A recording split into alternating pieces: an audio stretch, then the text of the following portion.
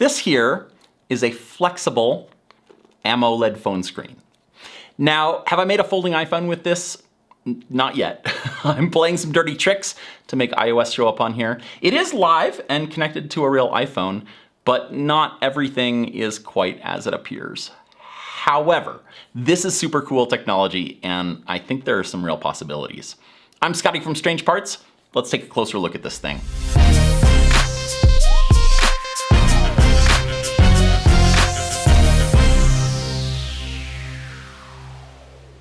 Rumor has it that Apple's been working on a folding iPhone, but it's likely still quite a ways off.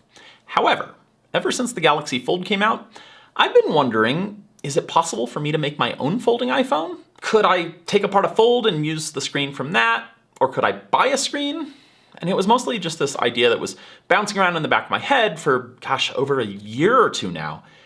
But recently, a friend of mine, Timon, sent me a link to an AliExpress shop that had some flexible screens for sale. And so of course, I had to buy some and test them out. This first screen is the one that I showed at the beginning.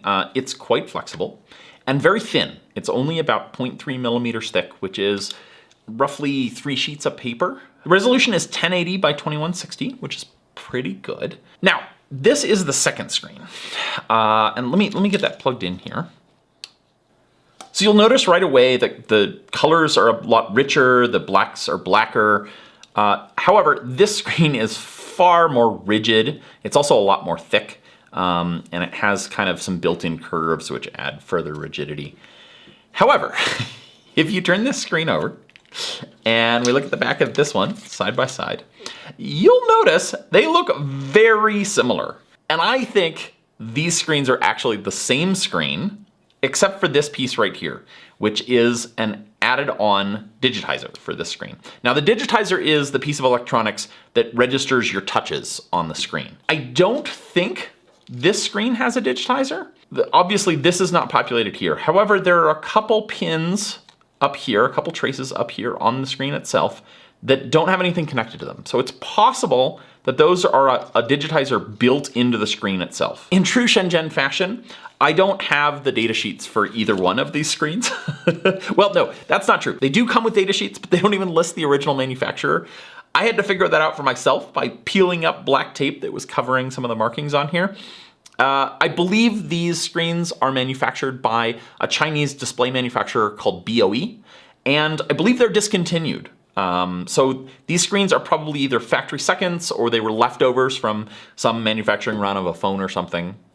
As far as how I'm driving these screens, they came with this adapter board for HDMI. So you plug in HDMI and then it runs the screen. And for testing, I've got it plugged into a Raspberry Pi 4, which is running a piece of software called RPi Play, which imitates the AirPlay protocol.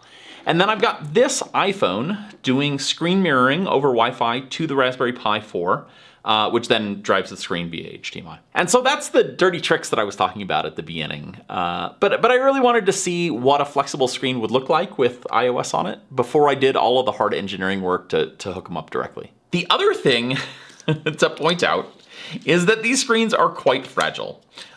Which shouldn't be a surprise to you if you've been following the whole Galaxy Fold thing. But this screen in particular has a bit of damage up here in the corner. Far worse than that is this screen, which was damaged while shooting.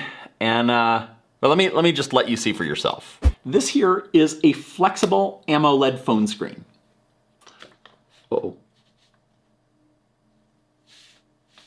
That I may have just broken.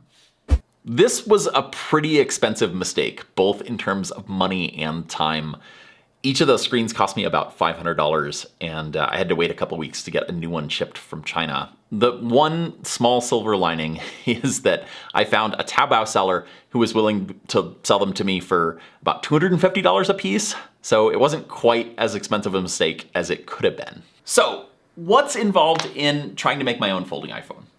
First, I gotta find a screen that's both flexible enough and has a built-in digitizer, which I haven't found yet.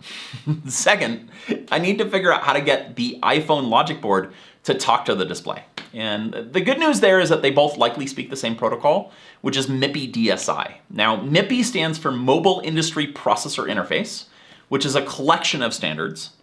And DSI stands for Display Serial Interface, which is specifically for screens and displays, and it's used in most phones and tablets. However, the bad news is that while MIPI is technically an open standard, you really got to be a big company with a lot of money and sign lots of NDAs to even get access to the documentation about how it works. And not only that, but unlike HDMI, where you can reasonably expect to just plug a random display into a random device and have them more or less work, that's not the case with MIPI. MIPI defines how the data is sent between the phone and the screen, but it doesn't even define a standard connector, let alone a full set of commands for configuring the display. So the notion that you could just plug a random display into a phone and have it send all the right configuration and data such that an image shows up correctly, it's not very realistic. And the idea that I could just pop off an iPhone screen and swap it out for a flex screen, it's not that simple. Not at all. I definitely need to make some sort of adapter board to go between the screen and the iPhone logic board, and I don't have good open documentation on either side. I don't have good data sheets for any of the screens that describe what configuration commands to send them. And iOS is closed source, so trying to modify it to get it to send the right configuration commands, even if I knew what they were, might be a next to impossible task. And not only that, I'd still have to design the physical phone shell itself with hinges and other protections to make sure the screen doesn't break when it's folded and unfolded, similar to what's been happening with the Samsung Galaxy Folds. So, am I going to build a folding iPhone?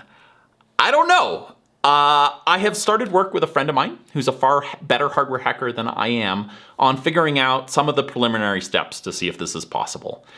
So, we'll see. We might beat Apple to the punch and have the first folding iPhone. I don't know. Stay tuned. Real quick, before you go, I have a few updates on Strange Parts. Yes, it has been quite a while since I posted a video, but I've been busy this whole time. I have a new shop, I've started a new channel, and now we have a Strange Parts Discord.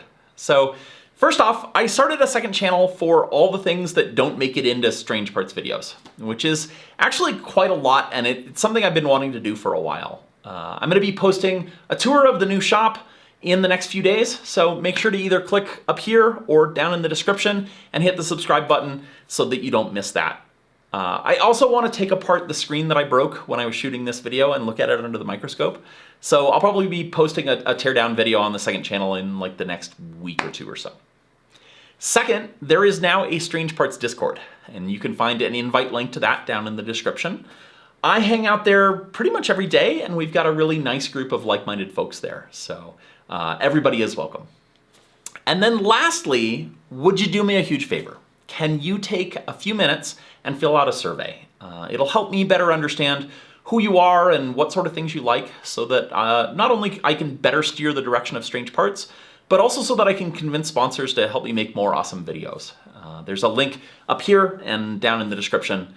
Thank you in advance for taking the time to do that. I can't tell you how helpful it is.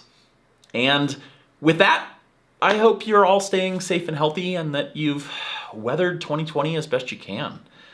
It was definitely a rough year for me, and I finally feel like I'm seeing the light on the other side. I've got a bunch more ambitious projects coming up and a bunch more videos on the way, so I'll see you again soon. Take care.